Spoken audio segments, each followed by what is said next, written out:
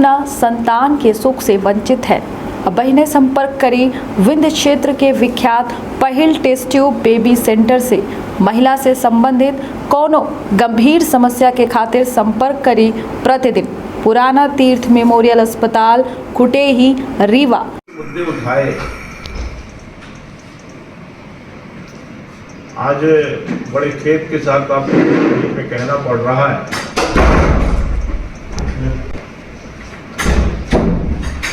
चाहे rail line की बात हो, चाहे सीधी सिंगरौली सड़क की बात हो, चाहे सोन घड़ियाल अभ्यारण्य की बात हो, चाहे संजय गांधी टाइगर रिजर्व की बात हो, चाहे कालरी क्षेत्र में विस्थापन और विस्थापितों की समस्याओं के संदर्भ में विषय हो,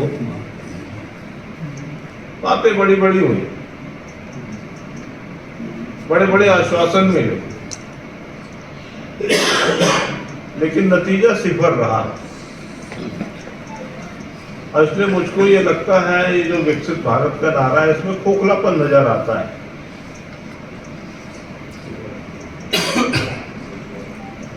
और इसलिए मैंने तय किया है कि मेरी प्रतिबद्धता सीधी सिंगरौली की जनता के साथ है। मेरी प्रतिबद्धता सीधी सिंगरौली के विकास के साथ है। मेरी प्रतिबद्धता सीधी सिंगरौली जनता के जन कल्याण के साथ है। मेरे लिए विकसित भारत हमारा विकसित सीधी और विकसित सिंगरौली है। मेरे लिए विकसित भारत इस क्षेत्र के लोगों के चेहरे पर मुस्कान है, इनकी समस्याओं का हल है।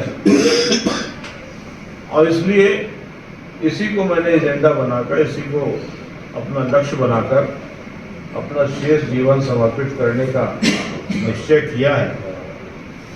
और क्योंकि इस लक्ष्य में पार्टी की जो चयन प्रणाली है उसमें मेरी आपत्ति है, उसमें मेरी असहमति है, क्योंकि मेरा स्वभाव, मेरा मन थोड़ा सा विद्रोही है। तो मैं इस परिस्थिति को नहीं स्वीकार कर पा रहा हूं।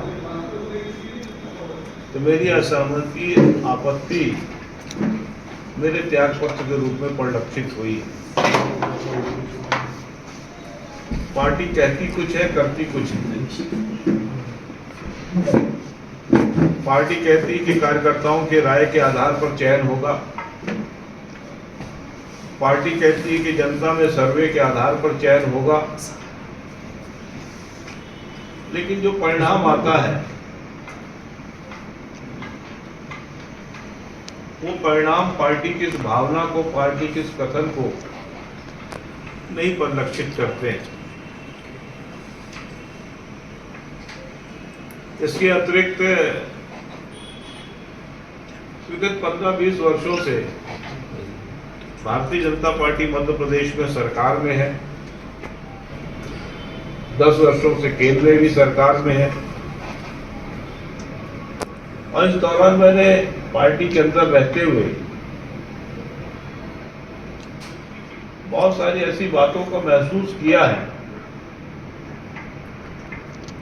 और पार्टी की सीमा में रहते हुए मैं उन सारी बातों को सार्वजनिक रूप से तब तो नहीं बयान कर पाया, लेकिन अब मैं उन बातों पर खुलकर बोल सकता हूं। भ्रष्टाचार पार्टी में बड़े पैमाने पर पर्याप्त हो गया है। भ्रष्टाचारियों को संरक्षण बड़े पैमाने पर मिल रहा है। राजनीति व्यापार का एक माध्यम बन गई है। अब बल्कि ऐसा कह सकते हैं कि पार्टी ही राजनीतिक व्यापारियों का अड्डा बन गई है। किसी जमाने में त्याग, तपस्या, बलिदान के लिए भारतीय जनता पार्टी विख्यात थी। लोग नारा लगाते थे कि भारतीय जनता पार्टी की क्या पहचान, त्याग, तपस्या और बलिदान। पत्र दिया है और समय समय पर हम सब लोग मिलते रहेंगे। आगे का रास्ता जैसे जैसे हम निश्चित करते जाएंगे। आप सबके माध्यम से संवाद करते हुए आम जन को भी, आप सभी को भी इसकी जानकारी देते रहेंगे। एक बात और कहना चाहता हूँ, आपके माध्यम से अपील करना चाहता हूँ कि मैं इस लड़ाई में आगे चला हूँ तो पूरे सीधी जिले की, सिंगरौली जिले की जनता से भी अपील कर रहा हूँ, ऐसे समविचारी राजनीतिक कार्यकर्ताओं से भी अपील कर रहा हूँ कि जो मेरे विचारों से सहमत हैं, जिनको लगता है कि मेरा रास्ता ठीक है, जिनको लगता है कि मैंने ठीक कदम उठाया है, तो सारे लोग आगे आए, मुझे सहयोग करें, मुझे समर्थन दें और हम सब मिलकर अगर प्रयास करेंगे तो कोई कार्य असंभव नहीं है। और शायद इसी के लिए कहा गया है, कौन कहता है कि आसमान में सुराख नहीं हो सकता, एक पत्थर तो तबीयत से उछालो यारो।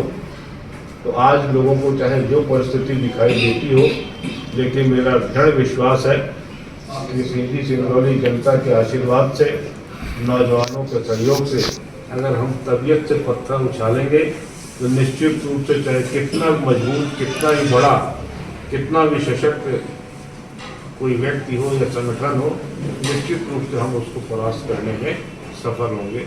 बहुत बहुत धन्यवाद। आगे नीचे करो भाई। पार्टी की कार्य प्रणाली पर मेरा विश्वास उठ गया है। भारतीय जनता पार्टी की कथनी और प्रज्ञा मुझे अंदर दिखाई दे रहा है और इस लंबे समय से जिन विषयों को मैं सदन के माध्यम से और आप सभी के माध्यम से समाज के बीच में, सरकार के बीच में उठाता रहा हूँ, कहीं न कहीं उन विषयों की उपेक्षा हुई है। इसलिए मुझे लगा कि पार्टी के अंदर रहकर ये कार्य संभव नहीं हो सकता है, तो जनहित में मुझे लगा कि पार्टी के बाहर आकर इनको आवाज़ देना। आपने कहा कि मैं असहज होकर इस्तीफा दे